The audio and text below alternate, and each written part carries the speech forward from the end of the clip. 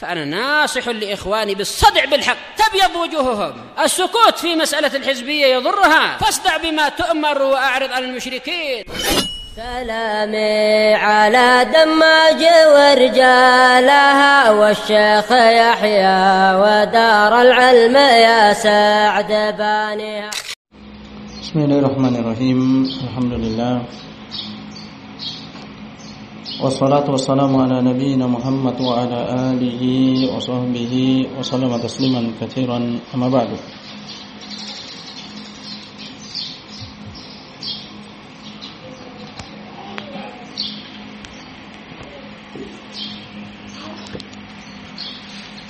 Kita lanjutkan pelajaran kita Al-Mukhtasar fi Ushulil Hadits karya Al-Jurjani rahimahullah.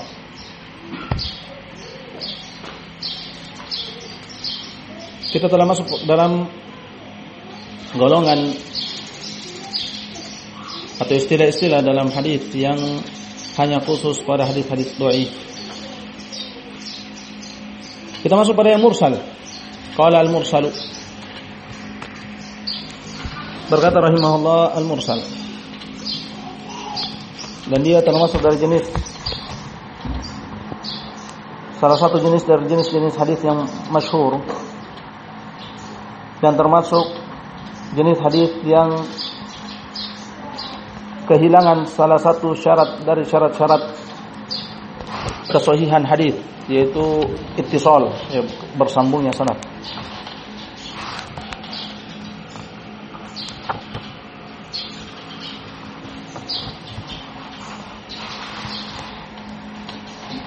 Dan mursal secara bahasa adalah itlaq, pelepasan, pembebasan, mursal.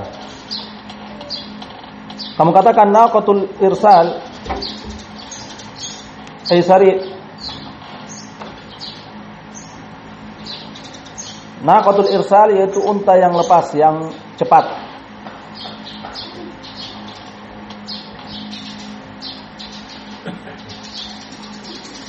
Karena itulah hadis mursal dinamakan mursal karena langsung mubasyarah sampai kepada Nabi sallallahu alaihi wasallam. Terlalu cepat melampaui jalannya.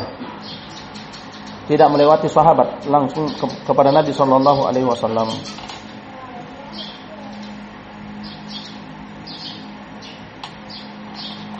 Berkata Al-Jurjani rahimahullah, al-mursalu qaulu tabi'i. Ada peristilahan insyaallah pada akhir kita sebutkan definisinya.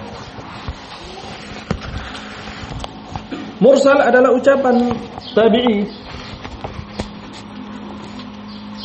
Dan ini ikatan yang bagus, qaidun jayyid. Mengeluarkan ucapan sahabat karena dia adalah mauquf, dan ucapan tabi'ut tabi'in langsung kepada Nabi karena dia itu mu'dhal. Dan sebagian dari mereka mengitlakkan mursal itu kepada sesuatu yang tidak bersambung, kepada hadis yang tidak bersambung, dan ini tidak benar.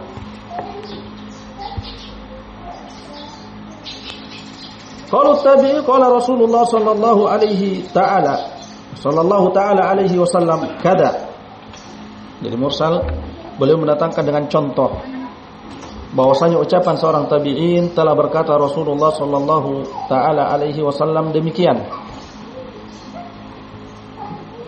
Au fa'ala kada, atau beliau sallallahu alaihi wasallam melakukan demikian dan demikian. Dan beliau lam yu'arij ala takrir, beliau tidak sampai menyebutkan tentang pengikraran.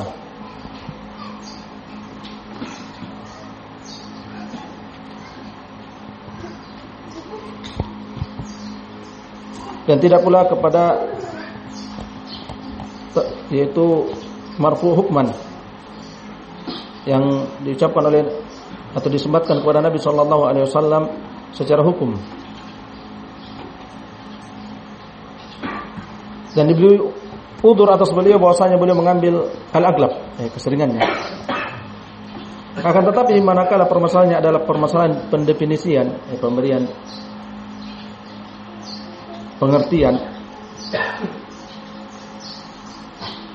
maka sepatutnya untuk disebutkan seluruhnya. Yaitu definisi itu adalah yang syamil, jami' dan mani.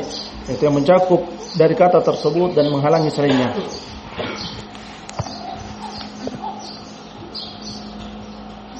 Wa huwa al-ma'ruf fil fiqh wa usulihi wa fihi khilafun, dan dia itu dikenal ma'ruf dalam fikih dan usulnya, dan padanya perselisihan.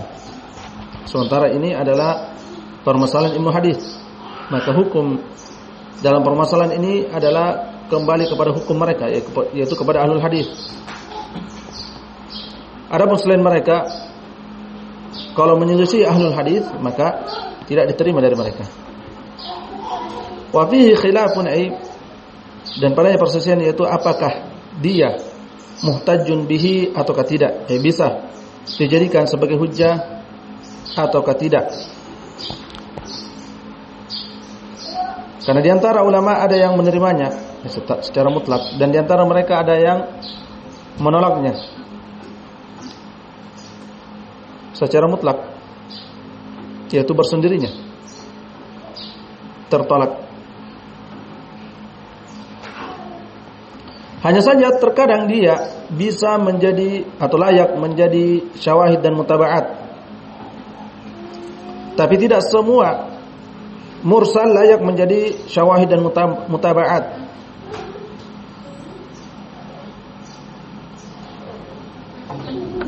Seperti misalnya mursal sigharut tabi'in, mursal dari tabi'in kecil, maka dia syibhul mu'dalat, seperti mu'dal.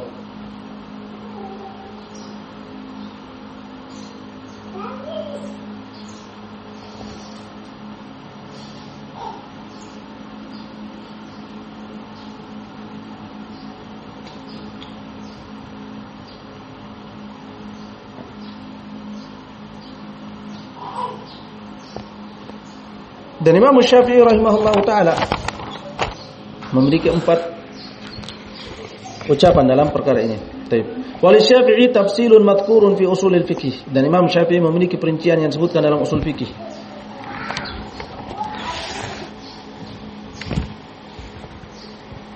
Ucapan yang pertama, bahwasanya apabila datang yang pertama mursal dan yang kedua musnad, muttasilun marfu', walaupun dhaif, maka di sisi Imam Syafi'i pendapat pertama itu bisa saling menguatkan.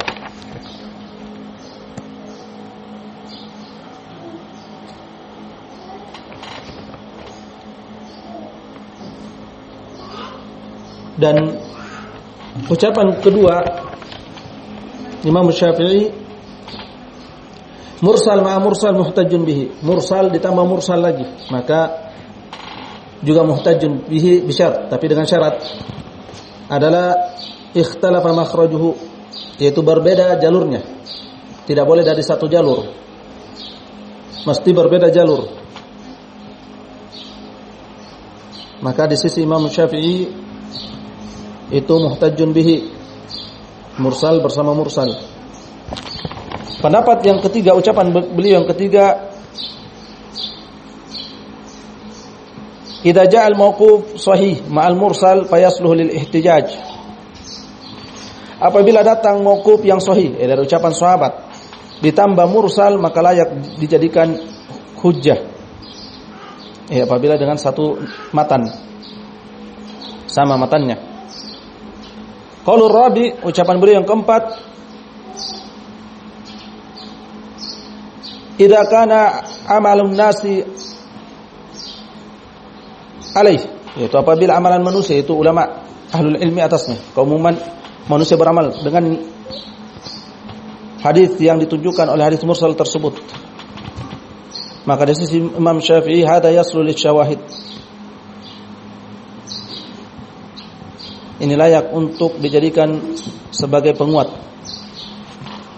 Sebagaimana dalam permasalahan hukum bolehnya menggunakan kulit bangkai, semua jalurnya mursal yang sudah disamak.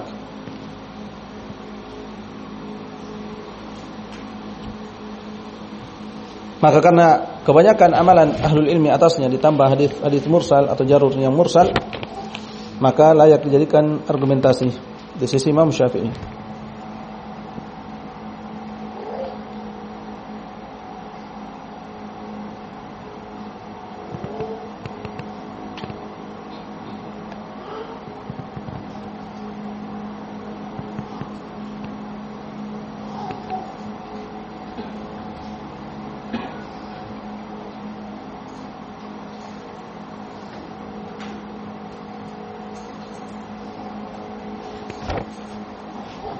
Adapun definisi mursal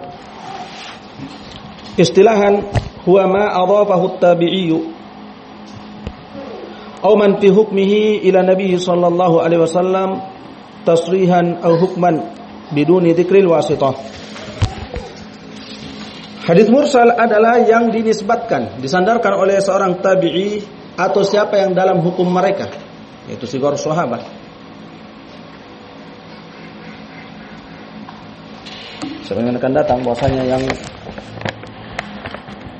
Nabi sallallahu alaihi wasallam meninggal sementara mereka masih dalam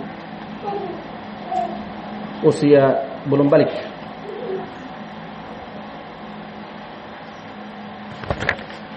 Maka mereka masuk dalam hukum kibarut tabi'in.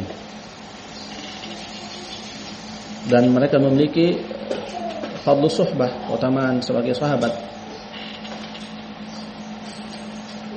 Atau siapa yang dalam hukumnya kepada Nabi sallallahu alaihi wasallam secara tasrihan, sharih, jelas, terang, atau secara hukum. Sebagaimana telah lalu, minas sunnati kada, termasuk dari sunnah demikian dan demikian. Tanpa menyebutkan perantara, yaitu sahabat, perantara antara dia dengan Nabi sallallahu alaihi wasallam. Ucapan ma adhafahu yang disandarkan masuk padanya ucapan, perbuatan dan takrir. Tabi'i, seorang tabi'i mengeluarkan selain tabi'i seperti sahabat atau setelah tabi'in, yaitu tabi'ut tabi'in. Au man fi hukmihi, atau siapa yang pada hukumnya yang dimaksud dengannya sigarus sahabat, yang Nabi sallallahu alaihi wasallam meninggal sementara mereka belum mencapai usia mumayyiz. Seperti misalnya Muhammad bin Abi Bakar yang lahir di perjalanan menuju Hajjatul Wada, dan mereka punya syarafus sohbah, keutamaan sahabat.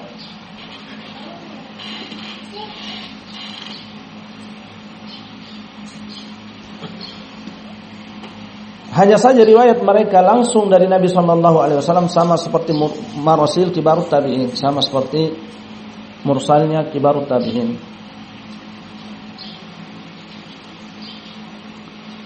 Dan ucapan biduni dzikril wasithah, tanpa penyebutan perantara, yaitu antara dia dengan Nabi sallallahu alaihi wasallam.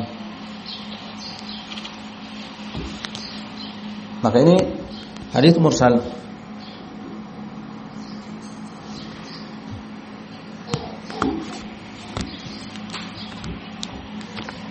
Kita berpindah pada jenis berikutnya, al-munqati, hadis munqati. Munqati'un, al-munqati'u isim fa'il dari inqata'a, dari qata'a, inqata'a, terputus. Dan munqati'un bukan berbeda dengan maqtu'un. Kalau maqtu'un telah lalu, itu pada pembahasan matan.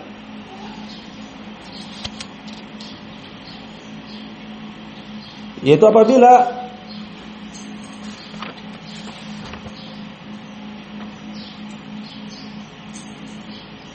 datang dari ucapan tabi'in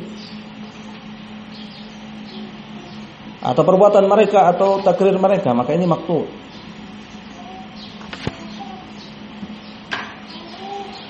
Adapun munqati' adalah pembahasan isnad, pembahasan sanad,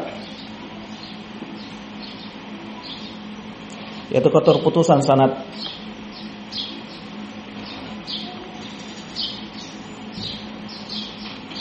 Qala al-munqati'u ma lam yattasil isnaduhu bi ayyi wajhin kana. Munqati' adalah yang tidak bersambung sanadnya dari jalur manapun itu, dan ini sesuai apabila secara bahasa. Adapun secara istilah maka tidak benar. Karena dengan ucapan ini akan memasukkan seluruh munqati'at yang 5. Mulai dari mu'allaq, kemudian munqati' itu sendiri, kemudian mudallas, kemudian mu'dhal dan mursal. Ini semua ada keterputusan. Tapi yang dimaksud oleh ahli hadis dalam munqati' sebagaimana akan datang.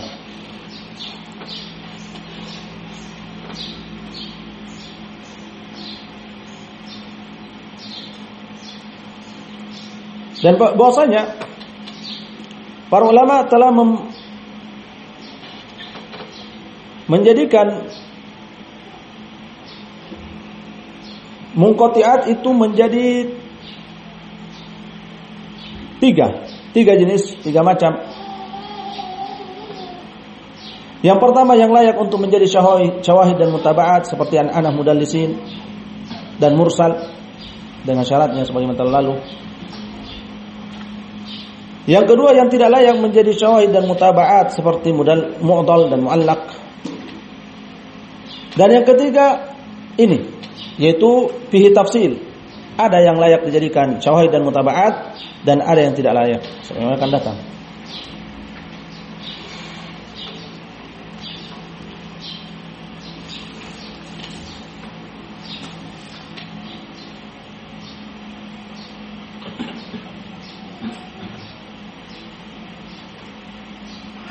Yaitu di mana apabila keterputusan tersebut yang sakat jatuh dari perawi itu adalah di zaman tabi'in atau atba'ut tabi'in, maka ini layak untuk menjadi syawahid dan mutaba'at.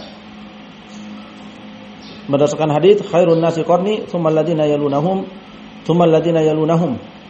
Sebaik-baik generasi adalah generasiku, kemudian yang datang setelah mereka itu tabi'in, dan kemudian yang datang setelah mereka itu tabi'ut tabi'in. Dengan alasan bahwasanya kebaikan pada zaman tersebut itu lebih mendominasi berdasarkan hadis tersebut, hadis ma'ruf. Adapun apabila keterputusan itu pada selain tabi'in dan tabi'ut tabi'in, maka tidak layak untuk menjadi syawahid dan mutaba'at, dan ini mazhab An-Nasa'i.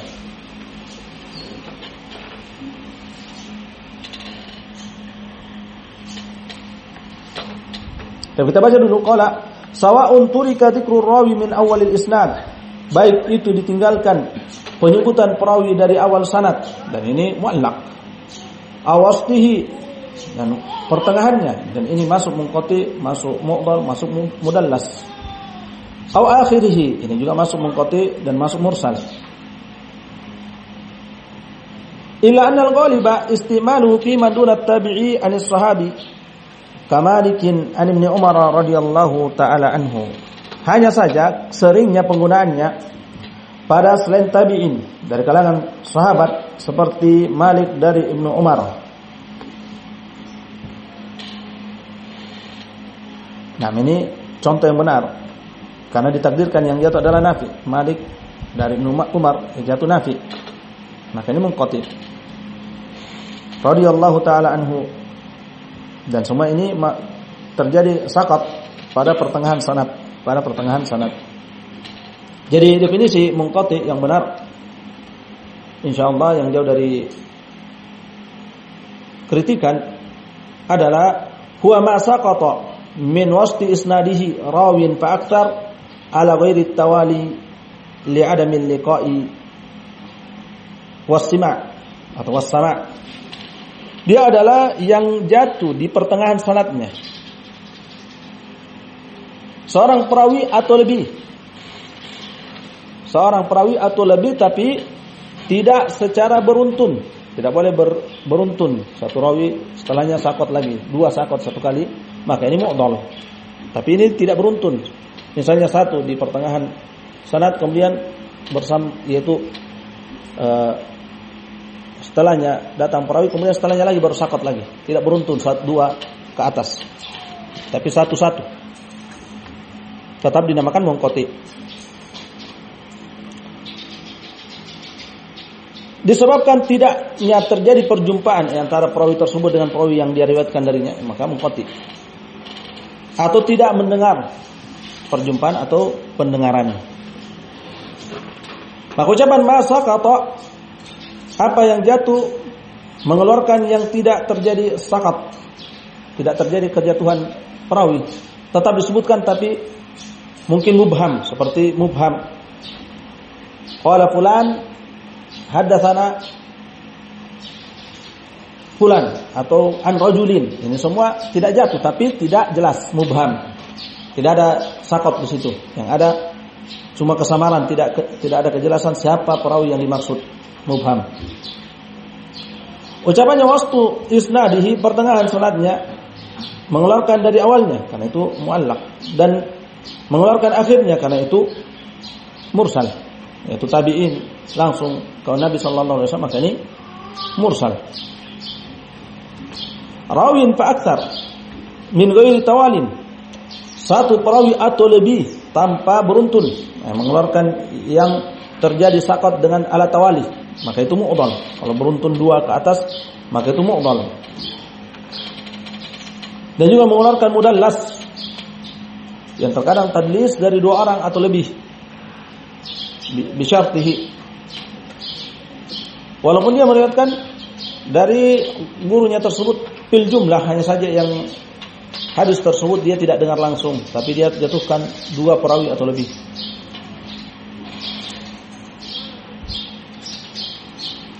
Ucapan li adamin liqa was sama, karena tidak mendengar atau berjumpa, ini mengeluarkan tadlis. Kenapa? Karena mudallis atau hadis mudallas itu dia pada asalnya mendengar dari gurunya, kecuali hadis tersebut dia mendengar dengan perantara.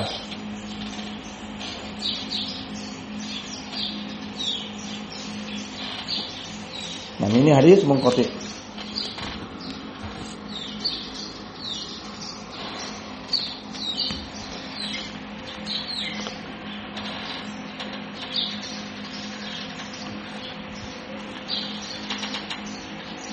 Hadis mu'dhal insyaallah kita ambil pada kesempatan berikutnya.